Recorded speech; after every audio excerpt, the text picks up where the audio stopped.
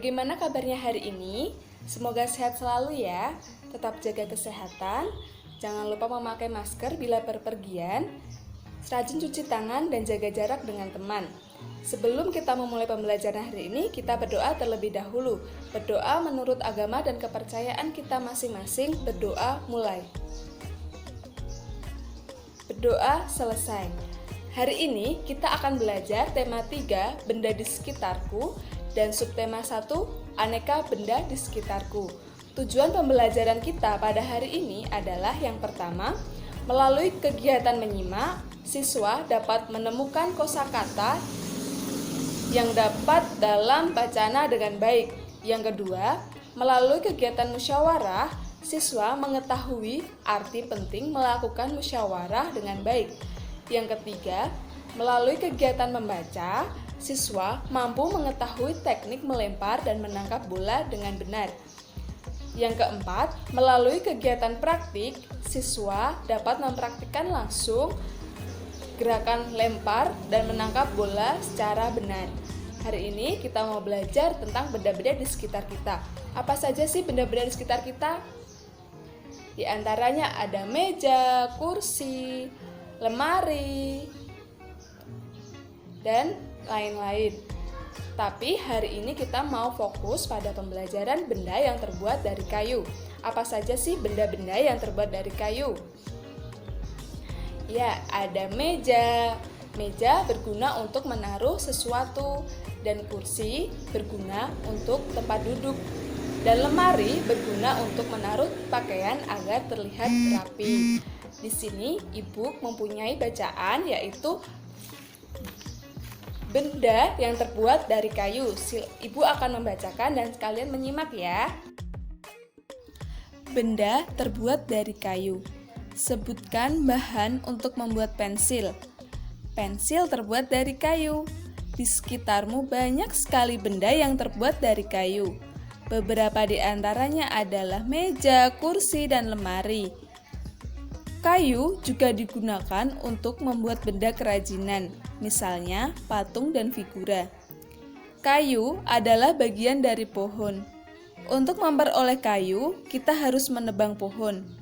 Kemudian, mengambil bagian batang untuk diolah menjadi berbagai macam benda.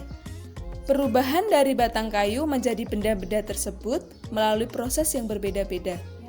Pertama, batang pohon ditebang. Batang pohon yang telah ditebang disebut kayu gelondongan atau log. Kemudian, log dikirim ke pabrik atau pusat penggergajian. Pengiriman log menggunakan angkutan khusus, seperti truk melalui darat atau kapal melalui sungai. Setelah itu, log dipotong-potong sesuai keperluan. Untuk menghindari jamur dan serangga yang dapat menyerang kayu, maka kayu perlu dikeringkan. Caranya hanya dengan dijemur. Kayu dijemur sekitar 2 hingga 4 minggu. Setelah dijemur, kayu siap diolah sesuai keperluan.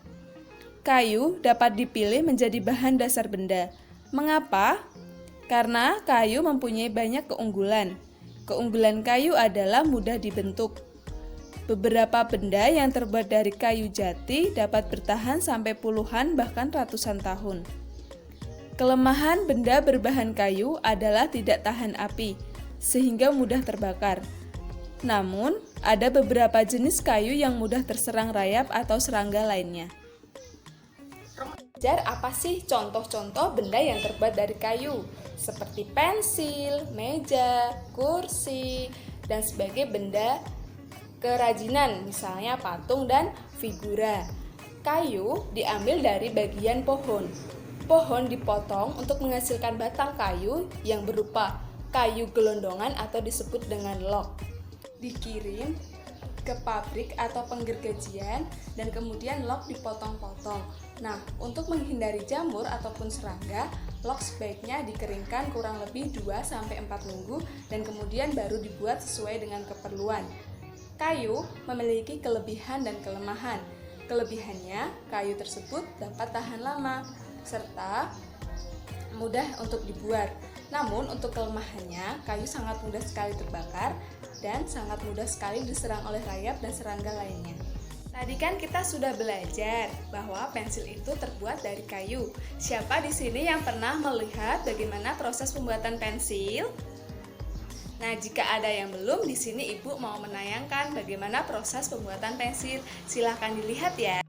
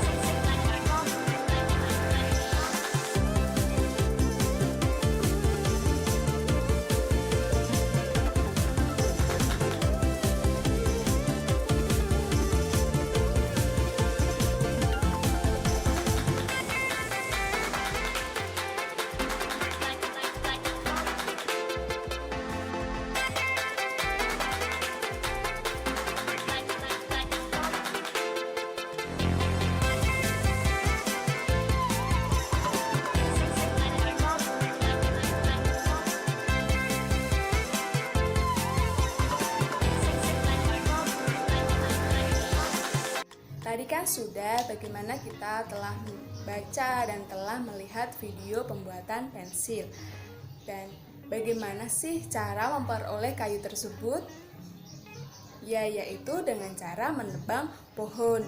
Dan bagian mana yang digunakan untuk membuat benda-benda tersebut? Seperti tadi meja, kursi, yaitu di bagian batang.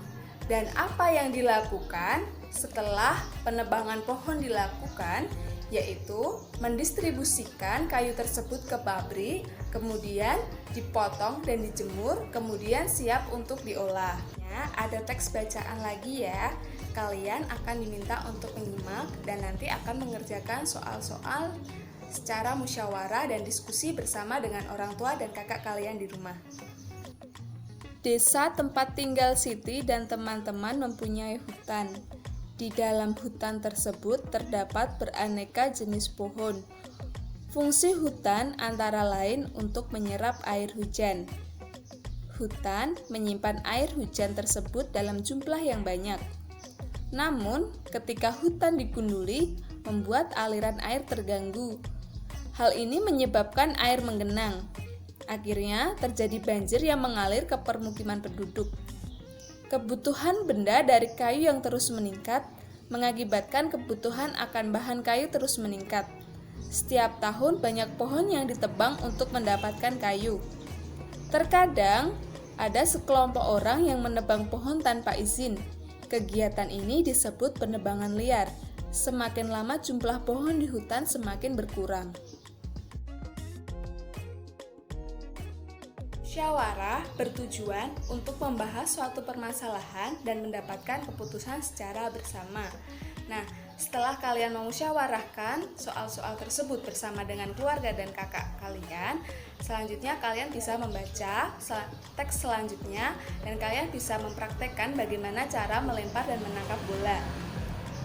Sekian pembelajaran hari ini. Tadi kita telah belajar bagaimana proses pembuatan dari benda-benda yang terbuat dari kayu dan keunggulan dan kelemahan dari produk pembuatan kayu. Jangan lupa tugasnya dikerjakan ya, nanti bisa dikirim melalui WA.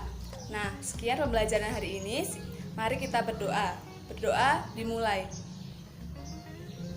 Berdoa selesai.